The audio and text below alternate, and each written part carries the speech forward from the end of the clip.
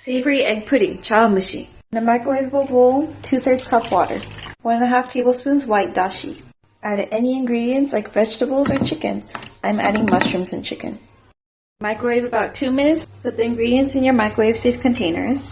Scramble 1 egg real good. Add your egg to your water. Mix it. Add it to your ingredients. Put some saran wrap on it.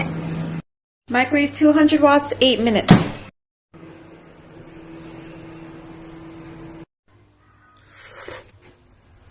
It's like half soup, half pudding. The easiest side dish ever. Please like and subscribe.